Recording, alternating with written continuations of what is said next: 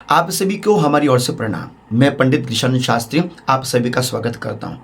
जब जब महालक्ष्मी पूजन निकट आता है ना, लोगों के मन में शंकाएं खड़ी हो जाती हैं। हमको लक्ष्मी जी के आगे घंटी बजानी चाहिए कि नहीं, लक्ष्मी जी के आगे ऐसे हाथ जोड़ने चाहिए कि नहीं, लक्ष्मी जी के आगे शंख बजानी चाहिए कि नहीं, लक्ष्मी जी के आगे हमने आरती करनी चाहिए कि नहीं। ऐसे अनेक प्रकार के तार्किक शंकाएं हमारे मन में व्याप्त होना शुरू हो जाती हैं। और हाँ, कुछ लोग तो इतने अच्छे हैं कि दूसरों के अनर्गल विचारों पर आकर, व्यर्थ के विचारों पर आकर अपने घर में लक्ष्मी जी की विधान को ही बदल देते हैं पूजा के। लक्ष्मी पूजन से जुड़ी हुई ऐसी शंकाएं कहां से आती है? ये सोशल मीडिया के माध्यम से हम लोग कुछ अच्छा भी सीख रहे हैं तो कुछ भ्रम के माया जाल में भी फंस रहे हैं। पहले सोशल मीडिया का इतना सहयोग नहीं होता था, व्यक्ति जो करता था अपने आप में तृप्त रहता था। आज जब से सोशल मीडिया का सहयोग मिला है, जानकारियां भी बहुत हमने प्राप्त करी, किंतु उतने ही भ्रम के माया जाल में हम फंसने प्रारंभ हो गए। कारण क्या है? क्योंकि हम लोगों ने ऐसे लोगों को सुनना प्रारंभ कर लिया है, ऐसे लोगों को हमने चुन लिया है जिनको शास्त्र का यथार्थ ज्ञान नहीं होता, जो शास्त्र के विरुद्ध बात करते हैं,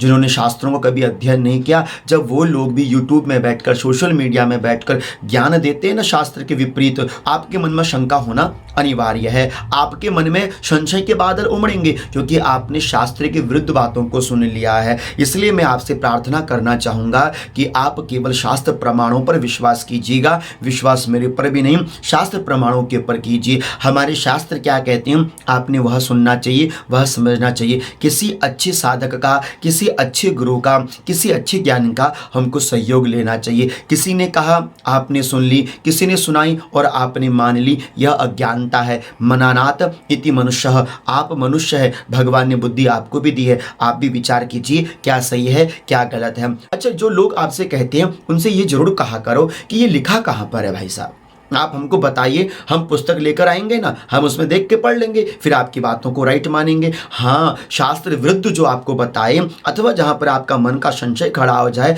वहां पर स्वयं शास्त्र को उठाकर पढ़ना प्रारंभ कर दीजिए। आपके मन की शंकाओं का निर्मूल समाधान हो जाएगा। लक्ष्मी पूजन से जुड़ी हुई पहली शंका है, क्या हमको लक्ष्मी जी के आगे शंख वादन नहीं करना चाहिए? ऐसा लोग कहते हैं। शास्त्र क्या कहता है आप पहले उसको सुनिए। शास्त्र क्या कहता है? शंख ध्वनि भवेत यत्र तत्र लक्ष्मी सुसंस्थिरा। जिसके घर में शंख ध्वनि होती है माता लक्ष्मी उसके घर में चिरकाल वास करती हैं। जिसके घर में शंख ध्वनि होती है माता लक्ष्मी अत्यंत प्रसन्न चित्त होती हैं। आप अपने घर में एक शंख में धान भरकर लाल वस्त्र से लपेटकर माता लक्ष्मी के निकट रखते हैं अथवा अपनी तिजोरी में रखते हैं, माता लक्ष्मी की अनन्य कृपा होती है। किंतु हाँ, लक्ष्मी जी के निकट शंख कौन नहीं बजा सकता, ये बात समझ लीजिए तो आपके मन के सारे संशय अवश्य दूर हो जाएंगे। देवी भागवत में लिखा है, स्त्रीणाम च शंख ध्वनि भी शूद्राणाम च विशेषतः भीतारुष्टा याति लक्ष्मीस्तत्स्थानाद अन्य देशतः। देवी भागवत में लिखा है कि जो स्त्री माता लक्ष्मी के निकट बैठकर शंख का वादन करती है, लक्ष्मी उस घर से रुष्ट होकर चली जाती है। इसलिए दीपावली के दिवस में स्त्रियों को माता लक्ष्मी के निकट बैठकर शंख वादन नहीं करना चाहिए। यह हम नहीं बोल रहे हैं, ये देवी भागवत बोल रही है। तो आपकी मन का प्रथम संशय दूर हो चुका होगा। दूसरी मन में शंका है, क्या हमको लक्ष्मी जी की आरती करनी चाहिए अथवा नहीं? कौन कहते हैं? लोग कहते हैं। हमने लोगों की बातों को सुनकर अपने घर में नियम ही बदल दिया। लक्ष्मी जी की आरती मत करना, लक्ष्मी जी मैया चली जाएंगी, लक्ष्मी मैया विदा हो जाएंगी। किसने कहा? लोगों ने कहा। आपने अपने पूर्वजों तक को झूठा साबित कर दिया कुछ गिने चुने लोगों की बातों को सुनकर। क्यों आप दूसरों की बातों को सुनकर अपने धर्म में कुठाराघात करते हो? लोग मजाक करते हैं, आप हास्य के पात्र हो जाते हो। इसलिए शास्त्र क्या कहता है उसको सुनना चाहिए। शास्त्र ने लक्ष्मी जी की आरती के विषय में जो कहा है वो मैं आपको भविष्य पुराण के उत्तर पर्व से बता रहा हूं, ध्यान से सुनिएगा। तस्यैवानुमता लक्ष्मीं ब्रह्माणं चंडिकां तथा आदित्यं शंकरं गौरीं यक्षं गणपतिं गृहान मातरं पितरं नागान सर्वान् निराजयते ततः। यहाँ पर शास्त्र ने कहा कि लक्ष्मी जी की, गणेश जी की, अन्यत्र देवी देवताओं की आरती करने से सर्व देवी देवता प्रसन्न होते हैं। आपकी पूजा पाठ में कहीं भी तनिक भर की त्रुटि रह गई हो, भाव से अथवा दशोपचार से अथवा षोडशोपचार से अथवा 32उपचार से, कहीं पर भी आपके भाव में, आपकी श्रद्धा में, देने में कहीं पर भी कोई छोटी सी त्रुटि रह गई हो, उसकी संपूर्णता हो जाती है निराजन करने से। निशेषण विशेषण राज्यते प्रकाशते इति निराजनम, अर्थात जिसके माध्यम से संपूर्ण पूजा का फल आपको प्राप्त होता है वह निराजन है। निराजन का अर्थ विसर्जन नहीं है, निराजन का अर्थ है अपने पूजा की त्रुटि को आरती के माध्यम से परिपूर्ण कर लेना। लोगों ने समझ लिया कि अगर आरती कर देंगे मैया जी चली जाएंगे। ये ना समझिए हम लोगों की, ये मूर्खता है हम लोगों की। आशा करता हूं कि आपको ये बात समझ में अच्छी तरह से आ चुकी होगी। तीसरी शंका है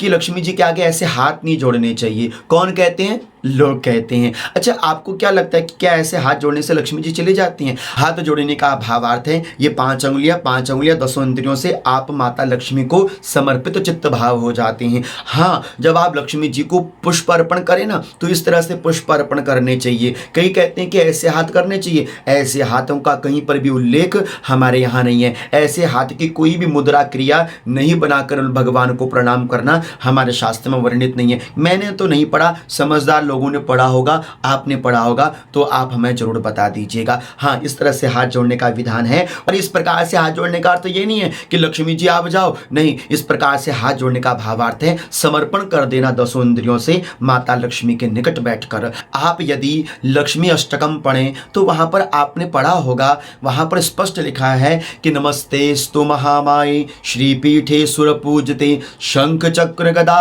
हस्ते महालक्ष्मी नमोस्तुते। नमोस्तुते का अर्थ है नमतः इति नमस्ते, नमतः इति नमस्कारः, नमस्ते इति नमनः। नमन भाव से भगवान को प्रणाम करना, शीश झुकाना। यहाँ पर नमस्ते का अर्थ स्पष्ट हो जाता है। नमस्तेस्तु महामाये, तो नमस्ते करने से लक्ष्मी विदा नहीं होती, अभी तो आपके घर में 4 चांद लगा कर जाती हैं। तो आप इन भ्रमों से दूर रहें। तीसरी मन में शंका है, क्या लक्ष्मी जी के निकट घंटी बजानी चाहिए कि नहीं? कौन कहते हैं? लोग कहते हैं। अच्छा, घंटी बजाने की बात लक्ष्मी जी के निकट कहीं कहीं सिद्ध होती है, लेकिन शास्त्रों के माध्यम से सिद्ध करना हो तो मुझे आपको शास्त्र प्रमाण दिखाना पड़ेगा। लोगों ने तो कह दिया घंटी नहीं बजाना चाहिए। मैं आपको योगिनी तंत्र में पढ़ा हुआ एक प्रमाण सुना रहा हूं, आप उसको ध्यान से सुनिएगा। बड़ी मेहनत करी मैंने आपको इस प्रमाण को देने के लिए। देखो क्या लिखा हुआ है। शिवागारे झल्लकम च सूर्यागारे च शंखकम दुर्गागारे वंशिवाद्यम मधुरीम च न वादयेत। योगिनी तंत्र के आगे यह प्रमाण है कि शिव मंदिर में झालर बजाना, सूर्य को शंख से पूजना, दुर्गा जी के आगे वंशी बजाना और माता लक्ष्मी जी के आगे घंटी बजाना वर्जित है। ये कहाँ पर लिखा है? योगिनी तंत्र में लिखा हुआ है। अच्छा, इस बात को जरा शास्त्र विधि से समझिएगा, क्योंकि शास्त्र के एक अर्थ के कई अर्थ निकल जाते हैं। यहाँ पर शिवागारे, गारे का भावार्थ होता है देवालय। भगवान के मंदिर में जहां पर इकलौते भगवान शिव बैठे हो वहां पर झल्लर बजाना, जहां पर सूर्य भगवान इकलौते बैठे हो वहां शंख बजाना, जहां पर केवल माता दुर्गा ही हो वहां पर उनके सामने वंशी का नादन करना। और उसके उपरांत बताया कि यदि आप लक्ष्मी के मंदिर में जाते हो केवल वहां लक्ष्मी माता है, उनके आगे घंटे के आवादन करना वर्जित है। अब घर में आपके सर्वदेवी देवता है, 33 कोटि देवी देवता आप अपने घर में आवाहित किए बैठे हो। आपने अपने घर में देवी देवताओं का आह्वान कर रखा है, पंचोपासना आप नित्य देवी देवताओं की करते हो, तो घंटी बजाना भगवान नारायण को अत्यंत प्रिय है। तो दीपावली के दिन यदि आप घंटी से माता जी की आरती कर रहे हो तो केवल आप लक्ष्मी जी की आरती नहीं कर रहे हो, लक्ष्मी जी के संग आप गणेश जी की और भगवान नारायण की भी आरती कर रहे हो। एक ही देवी के अंदर सर्वत्र देवी देवता विराजमान होकर आपकी आरती को प्राप्त करते हैं। यदि आप केवल स्पेशल रूप से केवल माता लक्ष्मी के मंदिर में जा रहे हो तो यहाँ पर शास्त्र का प्रमाण है कि घंटी नहीं बजानी चाहिए। किंतु हाँ, जब आप अपने घर में लक्ष्मी जी की आरती कर रहे हो, केवल लक्ष्मी जी के ही निमित्त नहीं, आप सर्व देवी देवताओं के निमित्त वह आरती करते हैं, इसलिए घंटी वादन करने में कोई दोष नहीं है। नारायण भगवान को घंटी वाद्य अत्यंत प्रिय है। तो आप इस प्रकार की कुशंकाओं से दूर रहिएगा। जो मैंने आपको बताया यह शास्त्र प्रमाण है। मैं आपसे बार बार हाथ जोड़ के निवेदन करता हूं कि विश्वास केवल शास्त्रों के प्रमाणों पर ही कीजिएगा। आशा करता हूं कि आपको यह वीडियो अच्छी लगी होगी, और वीडियो अच्छी लगी होगी तो शेयर अवश्य कीजिएगा अपने इष्ट मित्रों को, और चैनल को सब्सक्राइब कर लीजिएगा। जुड़ना चाहते हो इंस्टाग्राम में फॉलो मुझे अवश्य कर लीजिएगा। तब तक आप सभी को अनंत अनंत कोटि वंदन, प्रणाम।